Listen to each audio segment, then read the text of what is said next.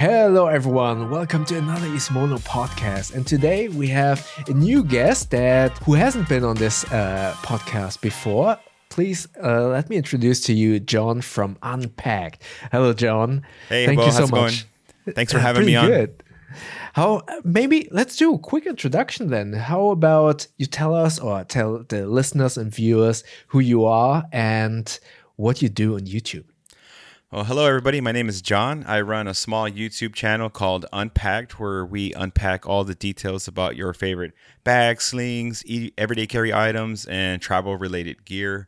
I do long form, so my reviews can get 30, 40 minutes, and I do show you everything about a bag, and I pack it out, test it, and I use my real gear because every piece of gear that I review, I actually do use for at least 2 weeks before I decide to make a video on it. So it's definitely nerdy and in-depth, but I know exactly what you mean. I know exactly what you mean.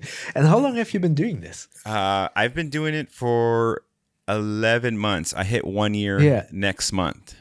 Oh, that's amazing. And how did you get into bags? Because, I mean, I just know from personal experience that it is quite a specific niche. How did you get into bags? So me and my wife, we travel a lot. And I guess in an effort to reduce my carry size, I guess I went from big, giant roller luggage, checking the bag, and it just started shrinking and shrinking. And then I got into the world of travel backpacks, and it was just a hole that opened up 10 feet wide, and I fell right in, and I just kept falling deeper and deeper, and I got into everyday carry bags and then carry gear. I just like, wow, there's so much. I like to optimize in this niche. It's never ending optimization, right? So it just never ended. What was the first bag that you kind of invested your money in? So your first proper bag. My first proper bag would be for travel maybe. Travel backpack. Before reviewing, I actually sold it, and I actually reacquired it now that I have the channel. Would be the Air Travel Pack 3. Good choice. Yeah, and then it was just a rabbit hole down there, and then I got into the ULA Dragonfly, and that bag went everywhere with me. I've taken it to Asia, South America, to Egypt. Like, that bag has just really been around the globe with me. It's amazing. So what did you have? Because I assume that your journey into this bag world might have been similar as mine, where first you get like whatever bag that you can buy, and you probably bought maybe one that was fairly comparatively cheap, and then you got into bags. Was your journey similar? Did you have like a cheap bag in the beginning, and then you invested in something better? Yep, I had a cheap, I think the brand's called OGO. I don't even know how to say their name. OGO. Oh, yeah. OGO or... I think they make like snowboard bags and stuff like that, right? And they had a lot of organization, a lot of compartments and zippers, and I paid like $60, and then I moved up into a Thule bag, got into like $100, and then I moved into a Patagonia Black Hole, which is like $150, and I just slowly started climbing the ladder. But did any of those first bags, what I'm trying to get to, did you experience this kind of epiphany where once you spent more in the bag that you said like, oh, that's what the bag is all about, because beforehand you had like cheaper bags? Or were you always kind of, in air quotes, used to good quality bags? No. Like I said, that OGO bag was just a bag that I went to the local department store, picked off the shelf, and then as you spent more money, that's when you started to feel like the difference in comfort. Oh, this material is holding up a lot better than my Thule. I was in Thailand with a Thule bag, and I got caught in like a 40-minute torrential downpour. Like, it was just relentless, and everything I carried on my day trip was completely soaked. My electronics got ruined, and that's when I had the I need weatherproofness in a bag. But it's funny because I would consider Thule not to be that of a cheap brand, because they have some. I mean, I guess the range. I only reviewed like one Thule bag, so I don't have that much experience. But I assume the range of quality is probably a little bit Yeah, wider. they have so many bags, and because they Yeah. make bags for snowboarding, and so Yeah, yeah. they offer weatherproof bags. I just the one I had didn't offer that. It was more of a daily carry city type bag, and Yeah, I was out in the middle of the jungle in Thailand, yeah. so it's definitely So out of its element. yeah, I can imagine. I mean, that's pretty cool that you traveled so much with the which one was it? The Dragonfly The you just ULA mentioned. Dragonfly, Yeah, the yeah. Dragonfly. So out of all, I assume you probably already have reviewed quite a few bags. I mean, just looking at your wall, that's more bags than many people own, basically. Of Yeah. all of the bags that you reviewed, is there anything that is the most memorable to you, be it good in a good or in a bad way? So bags that I end up posting on my channel, I end up liking, right? Because I Hmm. don't if I don't like a bag, like I'm not a content creator. So let me preface this by saying that when I launched my YouTube channel, I was 40 years old. I had zero knowledge of editing, filming, lighting, anything. So I hit the ground running. So videos would take me like 20 hours to film, edit, Yeah, and so I didn't want to it waste takes a my while. time doing a video on a bag that I end up not That's liking. understandable. Yeah, Yeah, that's like I didn't want to understandable. put my time and energy in something that I didn't like. So if I used the bag and I didn't like it, I didn't waste my Yeah. time. But the bag that's most memorable, man, I guess for me the standout bag would be the Track Bannock Pro. Like I Oh, just wow. love that bag. Yeah. It's Yeah. a beautiful It's a bag. Yeah. beautiful bag. The Cobra buckles, and Yeah, I yeah. like bigger bags, and that one's like 27 liters. So yeah. Can you pinpoint to what exactly made it so memorable to you?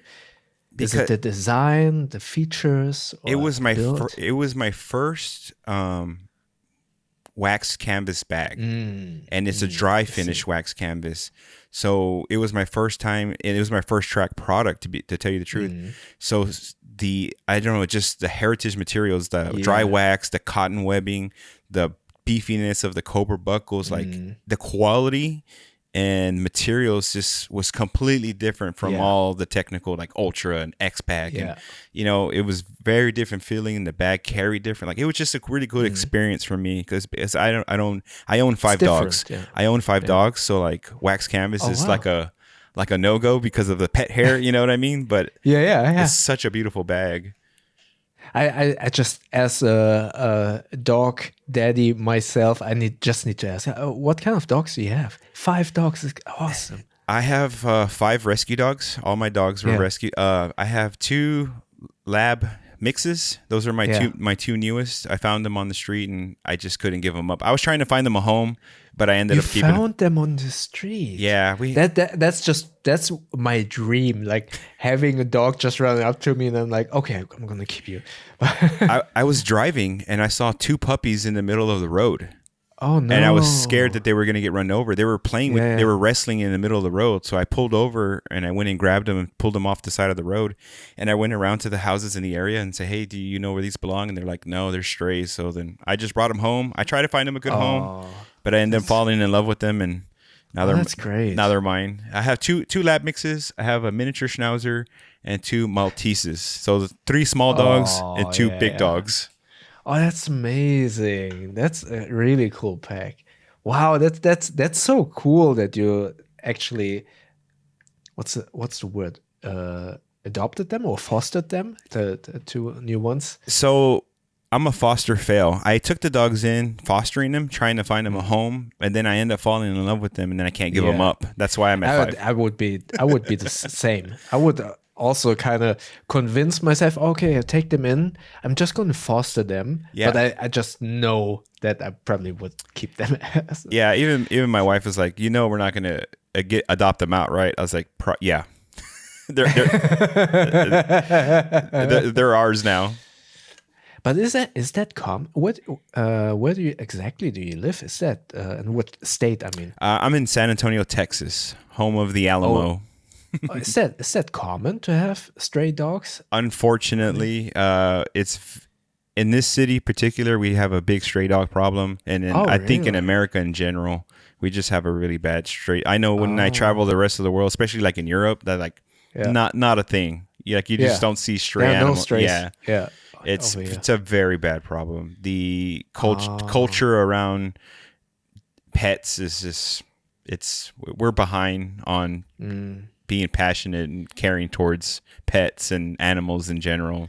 I wasn't aware of that. I was always under the impression that USA would have no strays at all. I've never I There would have imagined that. there's definitely cities where it's not a problem. So we have so many Mm. stray dogs here in Texas that there's rescues that'll gather up all the stray dogs and then ship them up north to like Seattle, where they don't have a lot of stray dogs, but they take them up there to get adopted because we just have I an see. abundance of stray animals that need homes. So, Wow. we've worked with some foundations in the past to like help them, whether it be financial or whatever it is, to help them get Mm. these animals to places so they can get adopted. Yeah, yeah, I guess I see. I see. Wow. But that's really cool that you have basically found two dogs that are now part of your family. That's Yep, amazing. yep. They just turned 1 year old, so Yeah, we love them, that's but awesome. 5 dogs can be pretty hectic. Yeah, yeah. I mean, we had two and now we only have one, and just two is already a lot of Yeah. work. But I love it. Dogs are amazing. Yes, very So, very so fortunate to have dogs in yeah, our life. exactly. But yeah, going back to the wax canvas, I can totally understand that wax canvas is difficult to keep in pristine condition, let's say it that way. Yeah. So, but I can totally understand that the track Bannock is one of your memorable bags just because it looks different, right? I Yeah, do like the look.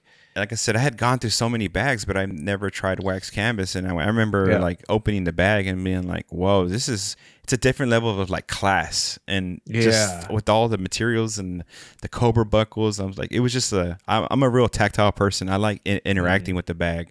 So Yeah. like, even like my Azo here, it's got the Cobra buckles on the lid. Yeah. And I love Cobra buckles. and some people are like, well, you have to unbuckle it every time you get into the bag. But to me, I like it. I like that feeling of Yeah. interacting with the bag itself. Yeah. Yeah. Yeah. Do you still have the Bannock? No, so that was early on in my channel. And in order to bring in more bags to review, Yeah, yeah, I yeah. unfortunately sold it so I could fund another bag, right? Because Yeah, I can. majority of my reviews are self-funded. And Yeah. to keep a happy marriage, I try to maintain a certain level Yeah, of... I can. Yeah. But that's a shame. I kind of regret selling my track bags considering that they went out of business. Yeah. But I mean, there was some news. I'm not sure how much information there is that they have been bought. I just read it. I guess a comment on Reddit. The owner of the company that purchased Tract, he basically said that he purchased all their intellectual property, their digital property, and Wow.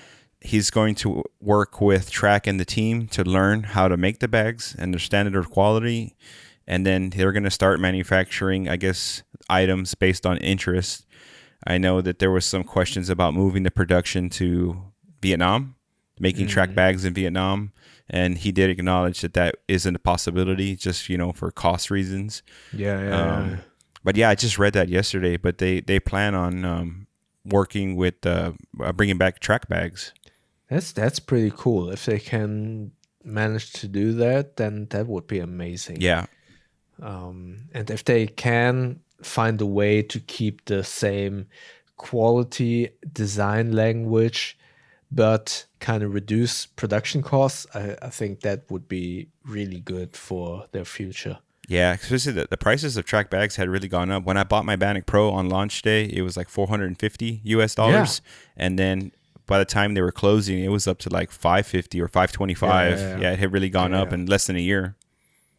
Yeah, I mean, especially considering, I think the worst part is I'm gonna kind of expose myself and not knowing too much about politics and Europe in particular. I'm not really sure if Scotland is still part of the EU or if they exited the same way like Great Britain. So if they exited EU, I can totally understand why the prices of production I believe they were part of the have been. exit. I believe. Yeah. And if that was the case, it was totally understandable that they were becoming so expensive and therefore, yeah, weren't able to kind of survive. But if that all comes true and they can move production to a different country and hopefully the customers will accept that change, that would be amazing for them. I wish them the best, to be honest, because the bags are really good and different. Yeah, Just that's by design. The Bannock Pro was just really nice feature. You still had full access to the entire bag, even though it was a top loader. It's a cool bag. Yeah. So speaking of bags that you like, what is your favorite bag style? Bag style. I'm speaking of backpack versus sling bag versus tote bag, for example, clamshell versus top loading. My favorite is definitely top loading backpack. I don't know why. I mean, I do know why, but top loading backpacks, I own a bunch, more than I should, but I really just like top loading. I like the fact that I put my bag down on the ground and I dig into my bag. I never lay my bag down flat and open full clamshell. I see. So I like the top loading. I like just throwing things in there. I feel like in a clamshell, you have to lay your bag flat and then play Tetris to get everything to a line. So when you stand it up, it just doesn't all fall to the bottom and become this big weight, Yeah, I see. I see what you're saying. But in terms of traveling, how about that? I guess you're talking plainly about like everyday carry. Yeah. So for travel, travel? For travel, I do a clamshell bag. Yeah, for sure. Like the air, and then I got a trip coming next week. I think I'm gonna go with the GR3, the giant 35 liter. Well, that's so heavy by itself, isn't it? It's a heavy bag. It's like pushing 5 pounds or something like that, or 3 pounds, 4 pounds. Are you considering traveling internationally or domestically? Oh, it's domestic travel, yeah. Oh, okay. That makes it easier then. Yeah. It's just domestic travel. That's why I got so much use out of the ULA Dragonfly, because it's like 1.2 pounds, right? It's it's an ultralight bag, right? Yeah. Especially when you're traveling in Asia, right, where they weigh your backpacks and it's really difficult having too much empty weight on the bag. So can you walk us through, because you previously kind of alluded to that you switched up your bag travel style from having huge suitcases to now kind of, how you say it, optimizing your bag style. Can you walk us through a little bit how you travel, and specifically internationally? Because I'm always kind of interested how people travel internationally, especially considering that international airlines are much stricter with weight limits. Because I am under the impression, just based on videos that I see, everyone, especially the American creators, are always kind of promoting one bag travel. And I feel like, that is totally possible when you only fly domestically, because you have everything in the US. You can either travel to go snowing, you can go to the beach. You don't need to travel far, but I feel like once you travel internationally, it becomes a completely different story. So I would love to know how you kind of optimized your style. So for most trips, I try to stick to just one. I do 1.5. I do a backpack and a sling. Okay. So I throw the backpack up in the overhead, and I use the sling for all my in-flight necessities. I've started with giant roller luggage, which I'm not opposed to. Like some trips, like when we've done certain trips where we're going to do multiple climates, like cold and hot, and so you need to pack different types of gear. So I'm not opposed. I do have roller luggage that I use occasionally, but if I can, I just like a backpack. I like just the freedom of walking through an airport with not dragging anything or carrying anything. Just throw my backpack on, throw my sling on, and then navigate my way. But yeah, over the years, I've just watching creators like you and, you know, Aaron and all, you know, a bunch of different creators and learning how to optimize my carry. So I got into like capsule wardrobes, you know, you know, where I can travel for 7 days, but only pack like 4 days worth of clothes because you can mix and match. And laundry.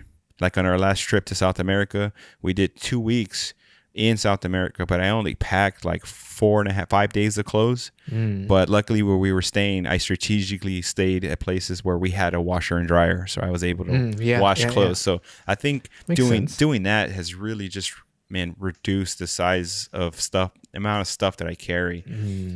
And I had always been like an overpacker. So it's like, it's freeing to start reducing and learning about, okay, I've taken this on 3 trips and I haven't used it. I just need to let my security blanket go and leave it behind.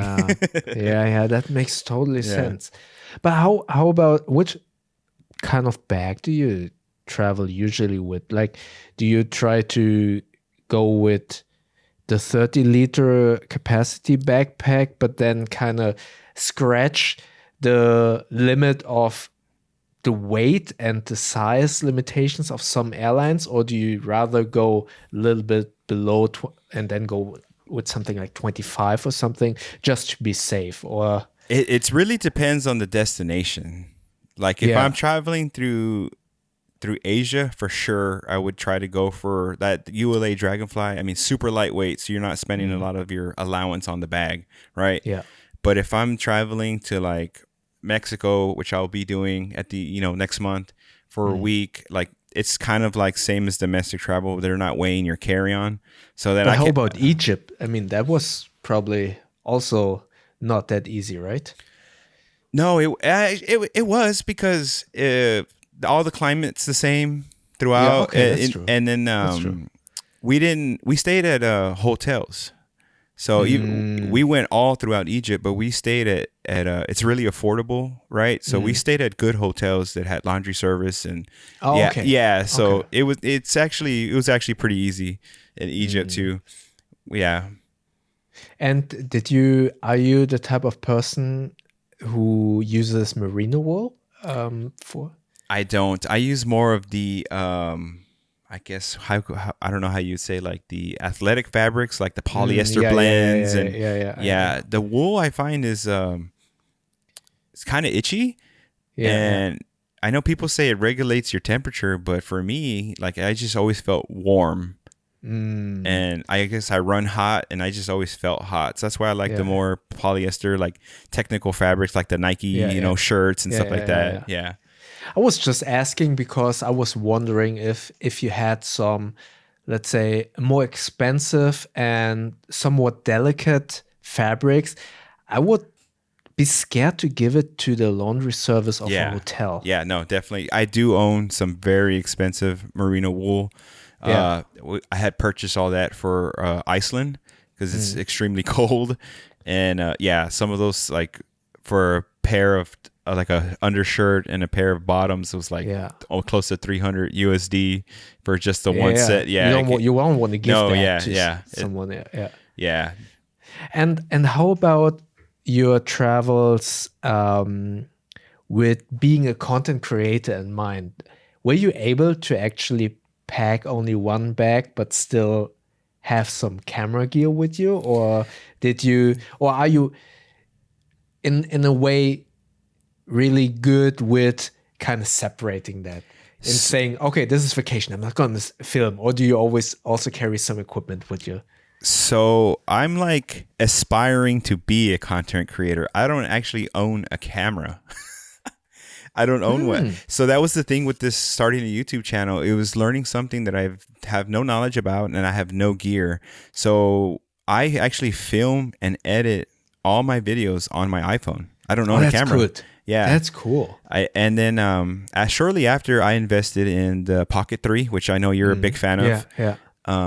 So that's kind of my combo now. I have the Pocket 3 and my cell phone. I love it. So I love it. you know how compact it is. So when I take camera gear, that's so good. I have a GoPro too. So I have a GoPro, Yeah. Pocket 3, and my cell phone, right? So Yeah, three small cameras and very portable. I'm not lugging 50 millimeter lenses or anything like that. Yeah. Oh, that's so good. I would really suggest keep it that way and keep everything light, especially when you're traveling. I'm scared to go down the photography rabbit hole because of the price and then just the amount of you can continue to optimize, right? And then exactly. And it takes such a long time to get to a point where you realize, oh, I don't need all of that stuff. And then you try to sell everything at a loss. And it's good to keep it small and lean in terms of equipment. That's really good. And I recently added the DJI Neo, the small drone. Yeah, the drone. It fits in my front pocket of my pants. That's how small it is. Really? Yeah. I didn't. So all my gear is like super compact. Yeah. Yeah, I can literally. It's not noticeable actually in your videos. So kudos to you to being able to produce in such a like streamlined way. That's awesome. I'm learning. I'm definitely no Bo when it comes to filming and editing, but I mean, that's only 11 months. That's amazing. Yeah. I like it. That's really cool. So speaking of your channel, what are your plans with this channel? Are you sticking just to bags, or because as far as I can tell, you've been only doing bags at the moment and no everyday carry, for example? Yeah, I've done one on my med kit, everyday carry, what I carry for my med kit, but I do have plans. I'm working on a video for some more everyday carry items. I have some wallets. I have some travel wallets. I have future plans for some sunglasses because I think sunglasses a lot of people carry. So I have plans. Of course, my number one love is soft goods, backpack slings, but I do want to incorporate more everyday carry items and stuff like that into my channel. So coming up soon, I'd say within the next month, I'm putting together a video of like accessories. Sorry if you hear my dogs barking, by the way. Yeah, I love it. I don't mind at all. I have a planning on showing pieces of tech that I've acquired over the last year that has really reduced the size of my carry. So I started off with like my portable charger for my phone, right? Just for extra juice. It was a big bulky Anchor, and I've really slimmed that down. I'm still using an Anchor battery as my portable charger, but I wanted to show people what I actually use and stuff like that. So speaking of, please tell me if you don't want to talk about this, but can you talk about your current everyday carry without taking away too much of that video that is coming soon? Yeah, for sure. I can definitely talk about it. Yeah, I mean, there's going to be I'm shooting for like maybe 10 to 15 items, but just simple things like this little cable here. So I know rolling charge or rolling square? Rolling square makes a cable. Okay. But, so it's like this. So this is a little small cable. Is that from Nomad or is that from So this is a brand called Static. But you can open it up and it has USB-C, and then it has USB-A on one side. Then on the other side, you have Lightning, and then you can open it up and you have another USB-C. So if you need to transfer data or charge your phone up or plug in something really quick, this is a small 6-in-1 cable. But is that actually in your everyday carry? Do you always carry that? Yeah. Oh, okay. Yeah, it's super small. It even comes with the keychain. So you just throw it right on your keys. It's really small. And since I don't have to charge my stuff very often because I use a MagSafe charger. But in a pinch, if I need to charge my flashlight or transfer some data, I have this little small cable. So this is like one of the items that, just kind of show people that may not be familiar, because rolling square is good, but it's expensive. And I've been using this Static that's half the price of the rolling square, and it does the same thing. Okay. So that's the first item in your everyday carry. Then probably your phone is, I assume, iPhone 16? Yeah, I have a 15 Pro Max, so I have the big phone. Yeah. Yeah, so stuff like Makes that. sense. Yeah, I have to use the iPhone, and then I carry. I have to carry stuff for work. So that's why I usually carry a large bag, because I have to carry everything that I need for the day. Plus, my work demands a lot of additional gear. So, of course, the typical laptop, chargers, mouse, keyboard, that whole thing, because we work in mobile stations. So I have to carry everything I need for my job. And then part of my commute is walking. I have to walk 2 miles a day. So I'm actually carrying all my gear for 2 miles. And that's what I test out a lot of backpacks, because Makes sense. in a single week, I can put in, 10 miles with the bag walking, real Makes time. a lot of sense. Yeah. And then being in Texas, it's super hot. So I can test the bag's, breathability, stuff like that. So, and what else is, okay, I assume you don't use a sling bag then. You're predominantly a backpack user on a daily basis. For daily basis, when I'm working, it's definitely backpack. But when I'm not working, I do carry a sling. I carry the TomTalk T33 Aviator. It's a one and a half liter sling, and I just put my phone, keys, wallet, chapstick. I carry that in a crossbody sling. It's just keep everything out of my pockets. I like that freedom. What kind of wallet do you use at the moment? Right now, I am using a Wayfinder. I don't know where I left it. Yeah. It's very slim. Very slim. I've optimized my carry. Yeah, I'm using a Wayfinder, and it holds about 4 cards, and I just carry my credit card, my ID, and my debit card in case I need ATM money. Yeah, and that's pretty much it. I don't carry cash, Okay, yeah. Makes sense. But do you also use your phone for wallet payment? Yes, that's primarily tap to pay. So that's my main. Yeah, that's my main source. So the wallet is just basically like a fallback. Yeah. How about keys? Do you organize your keys in any way? Yes. So again, I don't have my stuff around me here, but that's totally fine. I use James brand Melville. Just a key ring carabiner. A carabiner. It's a fancy carabiner, but it's just a carabiner and 1 house key and 1 car key. That's it. Oh, that's so good. I would love to have only 1 key, but I have a couple.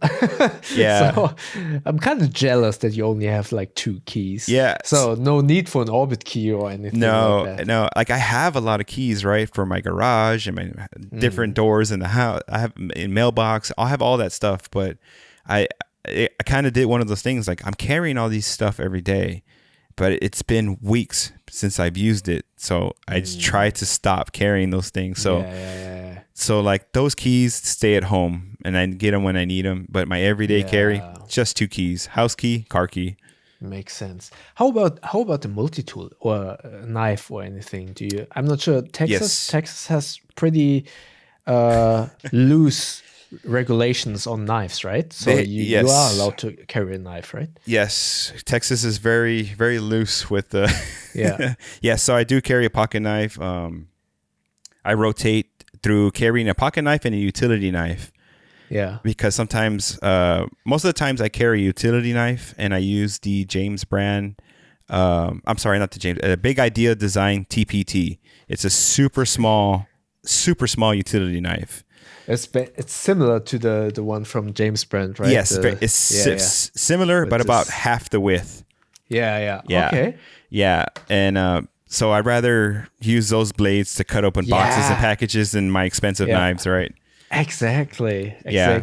So most of the time I carry the utility knife, and then on my off days I carry a pocket knife. And then, like you said, in Texas, we do have very loose laws here. So I also like conceal carry a firearm here in Texas as well. So. Oh wow. Yeah. I wasn't sure if Texas is still one of the states that allows concealed carry. Yeah. No. Yeah. Actually, we have open carry, so you can actually open carry on this.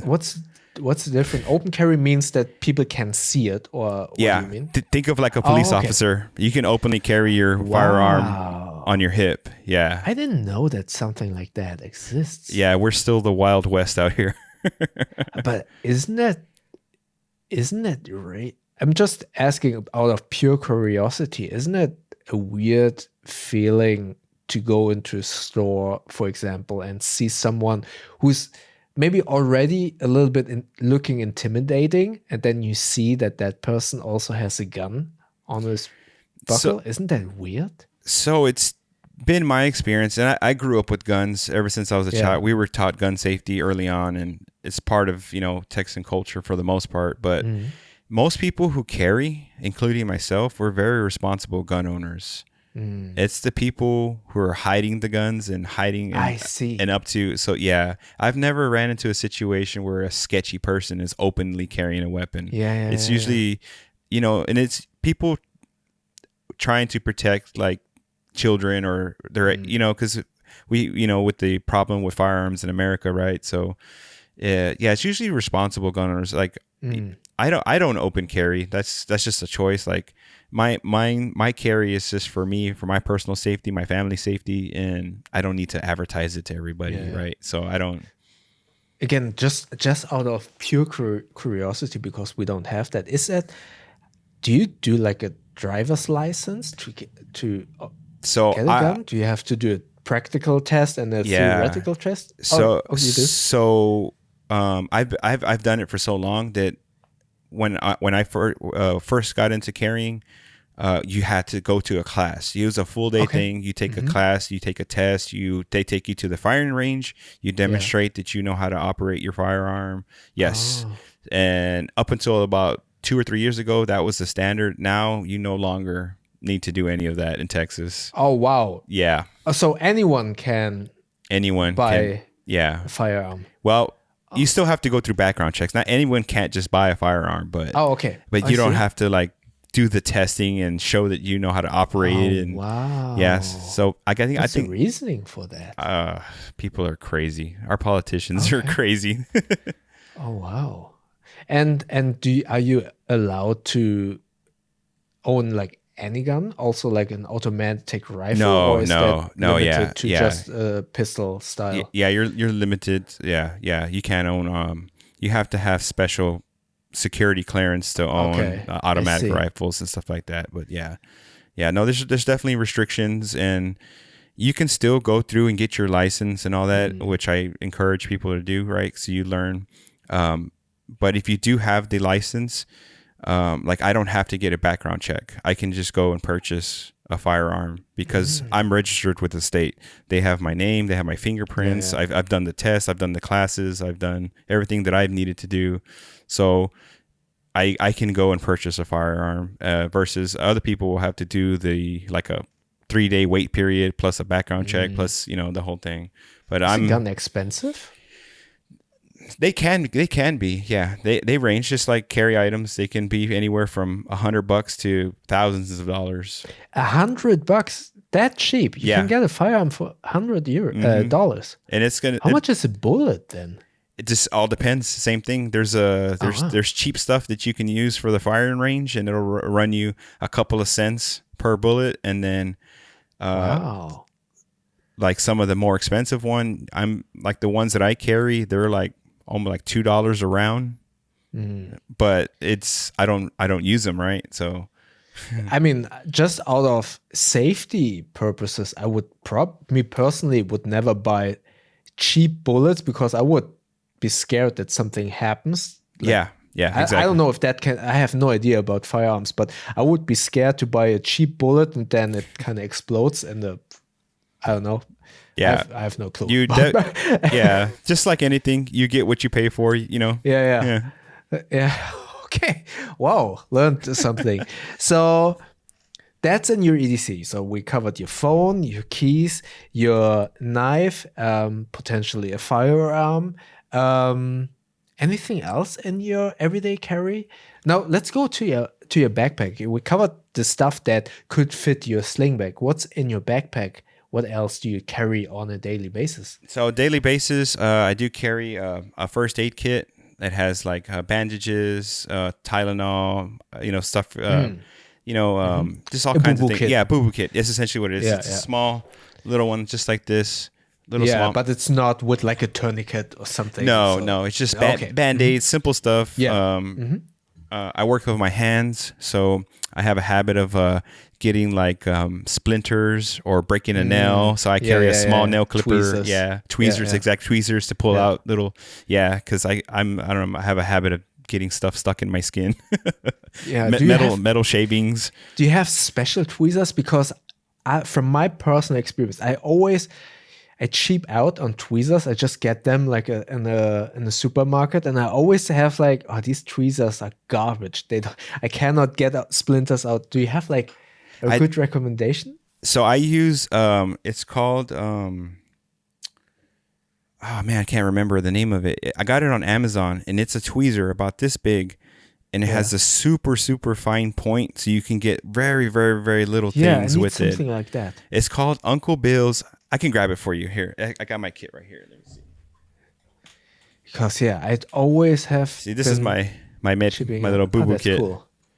Is that what pouch is that? This is the Garage Built Gear Mighty Pouch XL. So I actually have two of them. Cool.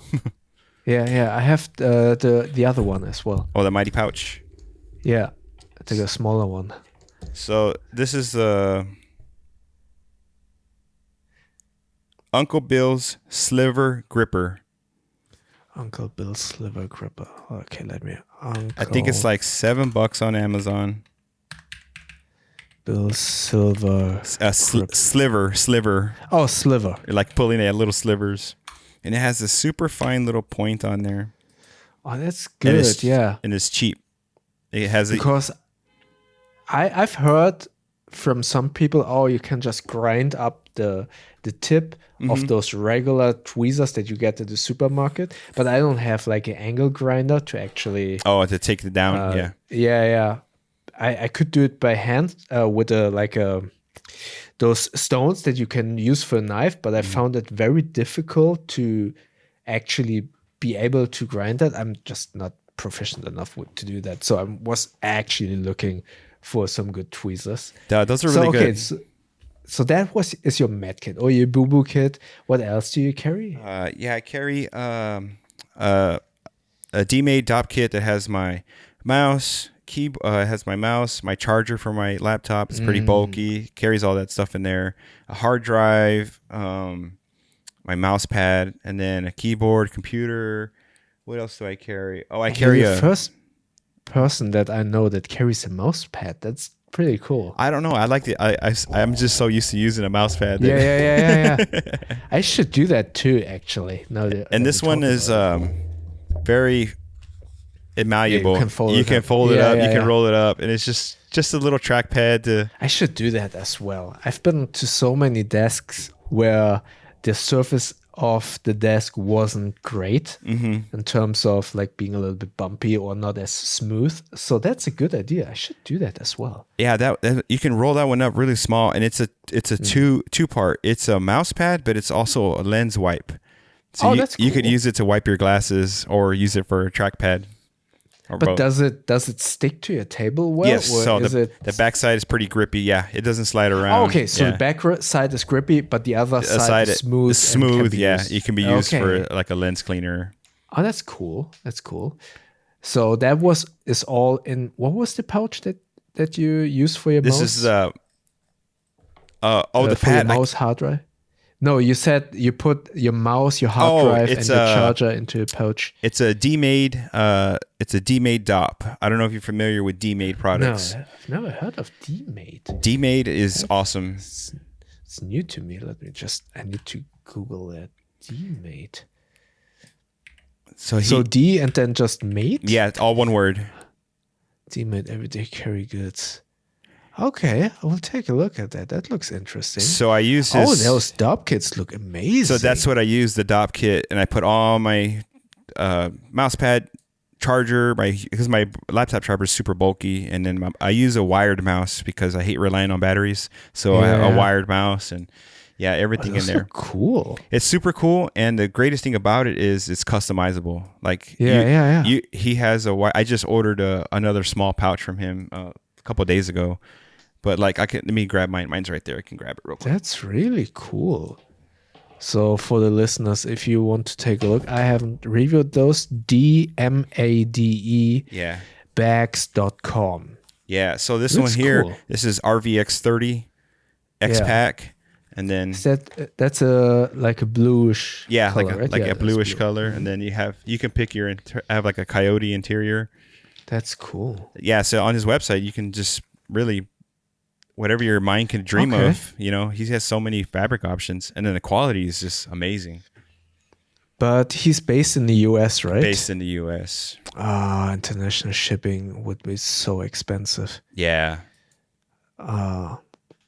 That's a shame that shipping is so expensive or takes like forever. Forever, And I yeah. feel like now with tariffs coming, I mean, that's all about currently importing from somewhere else to US, but I fear that it will be the other way around as well for some things. Oh, for sure. Yeah, yeah. But that's a cool dock kit. But you just said you have a big charger. What laptop do you use? This one is a HP. I don't even know. Okay. It's a ZBook. I'm looking at it right. It's a ZBook. Yeah. So it's a pretty hefty Yeah, it's a laptop with a big brick. big old giant brick. Yeah. I've never understood why PC laptops always have these huge chargers. Yeah, me neither. For everything don't else, I've optimized. I have this. I kind of just carry this Ugreen 65 Yeah. watt. Yeah, so it's super slim, and it's 65 watts. I use that for everything else. Yeah. And then these two items is pretty much all you need Yeah. because you have Lightning, you have USB-A, you have USB-C. Yeah. So basically, you have a pretty much similar loadout like I do with all of that stuff. Do you also carry a keyboard? Yeah, I carry a keyboard. Yeah. Oh, cool. Which one do you carry? It's just a Logitech basic keyboard. It's nothing fancy. It's just super simple. Come to the mechanical keyboard side. I know. I've seen your one. setup. I've seen your setup. Yeah.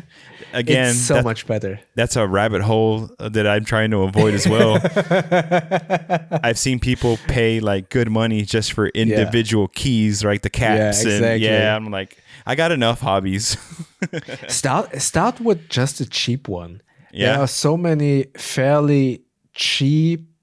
I mean, I know already that some of the keyboard enthusiasts will like enthusiastically shake their heads. Don't do it. But I say there are a couple of like $40 mechanical keyboard that I've seen on Amazon where it was like, wow, that's some pretty impressive specs that you have there. I haven't tested them myself, but just based on the specs and the switches that they use for $40, I would say just try it. I might try it. You're going to have to send me a recommendation. Yeah. I mean, again, I didn't test it, but I just love mechanical keyboards because you said that you like the Cobra buckles, you like the tactility of it. Yeah. Mm-hmm.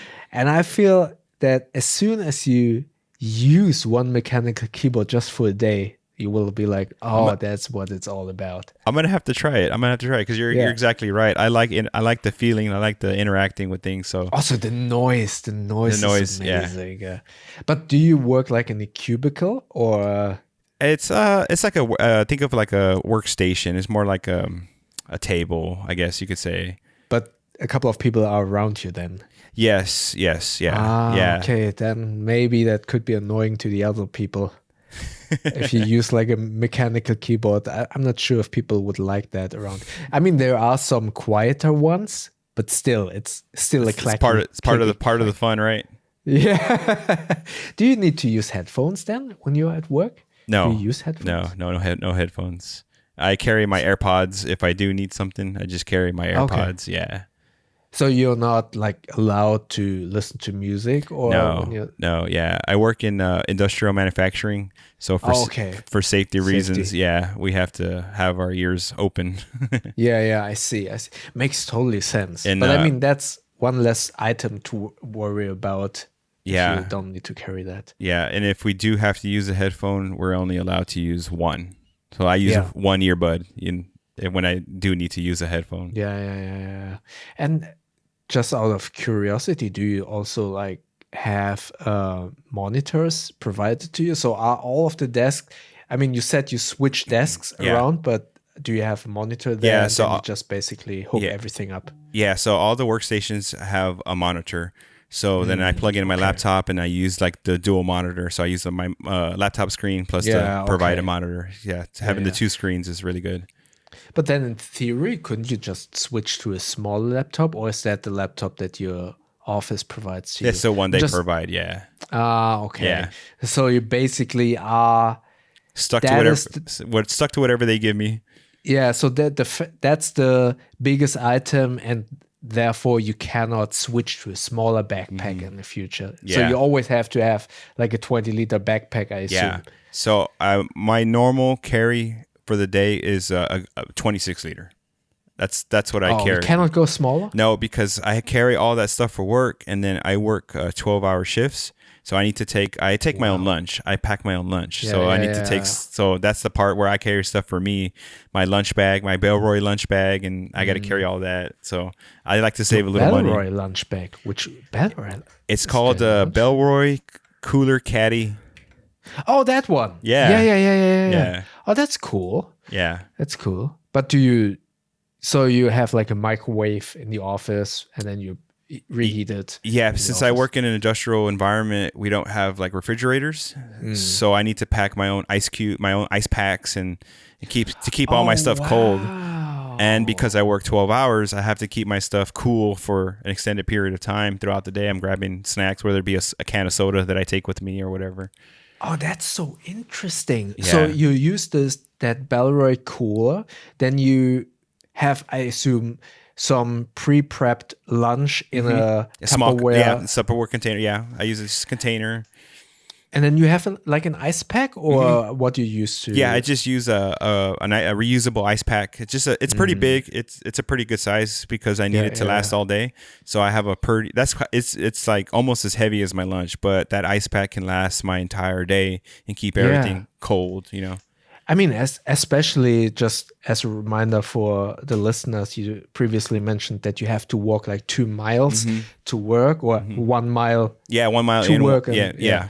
So, and being in the Texas heat, I can totally see why you need to kind of keep your lunch, especially if some meat is in there. Yeah. You have to keep it cool. Yeah. Okay, and any recommendation on what kind of lunch container you use that fits properly into that Belroy case, considering you also have like you just mentioned like a soda can, can and of soda, then your ice pack. a couple of pieces of fruit. Yeah. So the Belroy comes in 2 sizes. I use the large one because I take like my lunch. The ice pack takes up a lot of room. That's why I like the large one.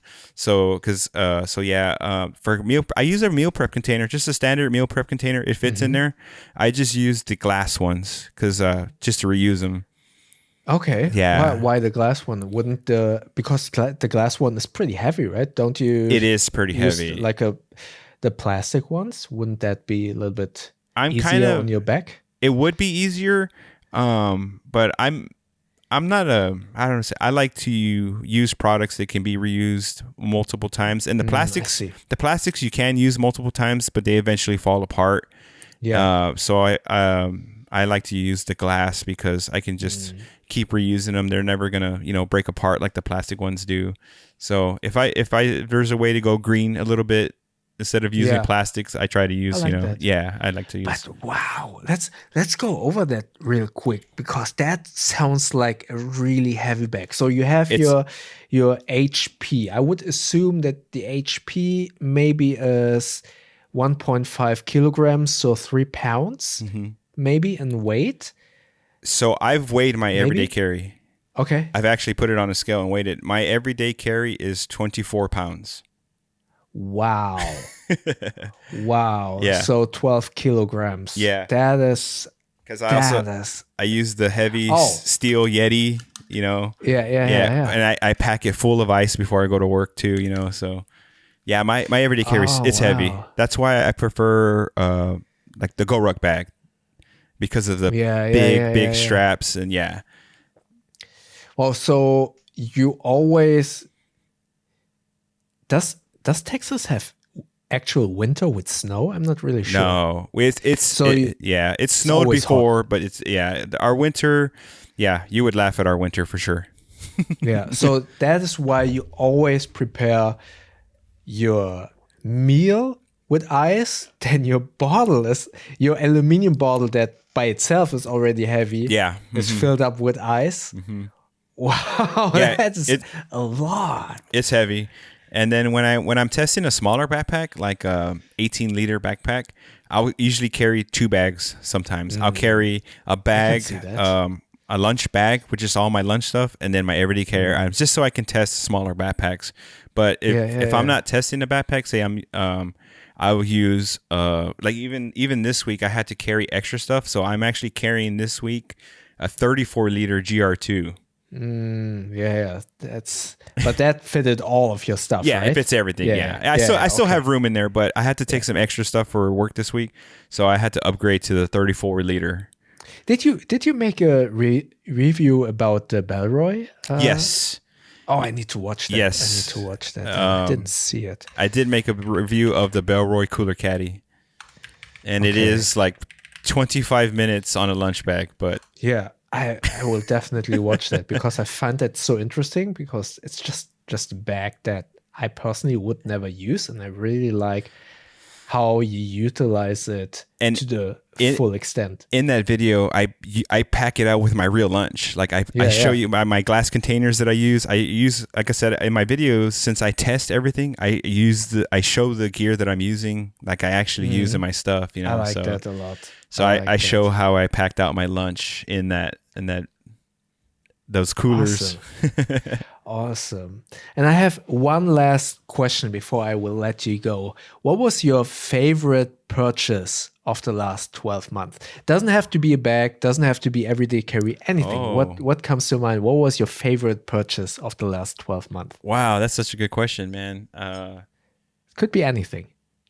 I bought a new truck. Oh, really? What did you buy? A Toyota Tacoma.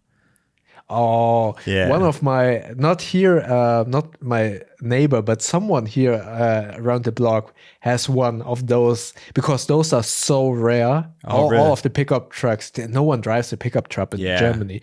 And when you see one, you really remember that's a cool car. Yeah. Oh, sorry, a cool truck. Yeah. Yeah. I noticed that everywhere in Europe, right? In Germany and in Switzerland. I was in Switzerland and everybody drives a little small car. Yeah, because parking is so difficult. So I talked to somebody. I was like, why does everybody drive a small car? Besides for gas, right? You save on gas. Yeah. But the guy in Switzerland told me that parking, and then also they are taxed on the weight of their vehicle. So I didn't know that. Yeah, in Switzerland. So the bigger the vehicle, the more money they have to pay every year just to have it. And he said it can get really expensive to own like a big SUV. It's also parking. Also, here in Hamburg, there are some streets where you cannot drive through the street with a truck. You wouldn't be able to because it's so small and tight. Not only because the street is small, but also because people start parking on the street, basically. And that's why you would not drive a truck in Hamburg. And for example, I used to live like right in the center of Hamburg when I was younger, and I wanted always to go to a party. And we have this ride share app where you can kind of for an hour drive a car, and then it charges you based on the kilometers and the minutes you were driving. And those were smart cars. So already very small cars, but depending on when you got home. So if you get home like after 6 p.m., everyone is already home, basically. And I remember I had to pay such a huge bill because I had to drive like half an hour around the block just to get a parking space. It's terrible in Hamburg. Yeah.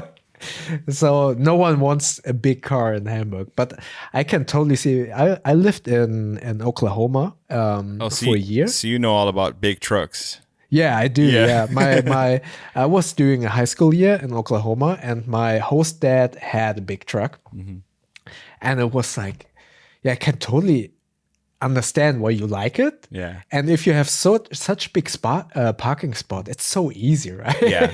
Yeah, for sure. But as soon as you have to parallel park with a truck, I'm completely lost. That's so difficult. But nowadays you have cameras, right, on the trucks? in the back? So yeah, they got this one. Yeah, It's kind of okay. like almost like a Tesla. It's got like a 360 camera, so you can see Oh, that's cool. all the way around you. Yeah. So now it's a lot easier with the cameras for sure. That's so cool. Not as easy as the motorcycle, but Just also out of curiosity, what color did you get? I got it's like a stormtrooper. It's all white with black trim. Oh, that's amazing. That's amazing. Yeah, Oh, it looks like a stormtrooper. did you get any accessories like All of floodlights them. on All the of them. top? And All of them. I got everything that you could add to it.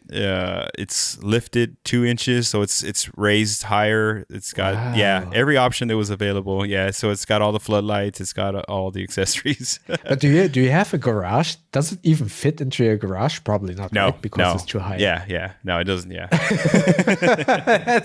And do you take your? Are you allowed to take your dogs in the area in the back, like the open area? Is that allowed? You are allowed, but I don't do that. No, yeah. Oh, yeah. So the dogs will ride in the back seat. Yeah. Yeah.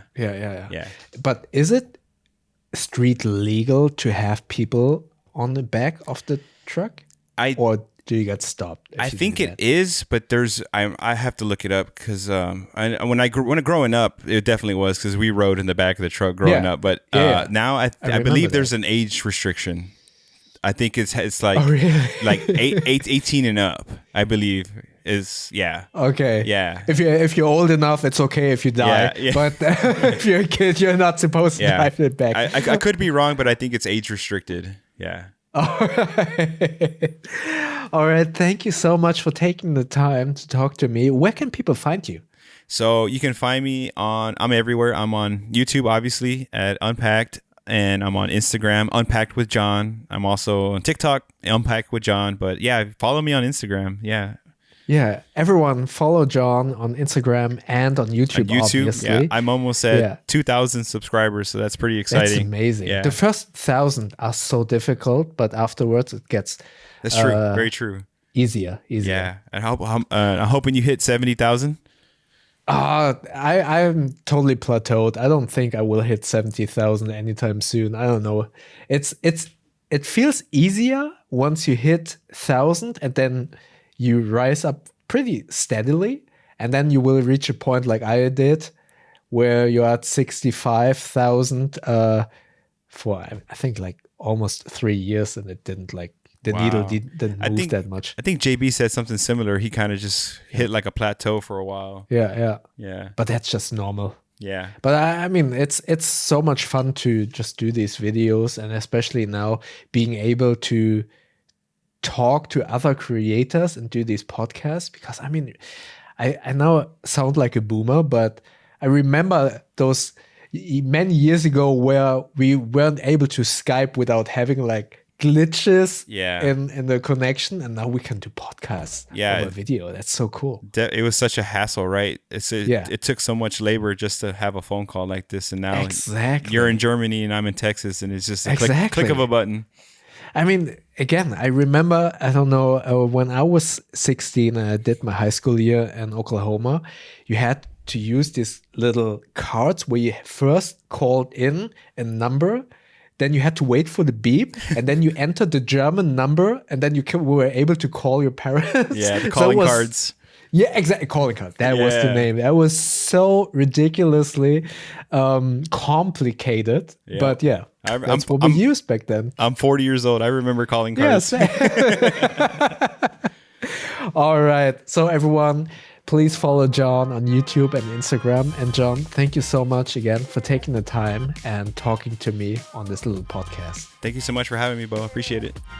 You're very welcome. Thank you so much, everyone. And we see you in the next episode. Bye. Bye.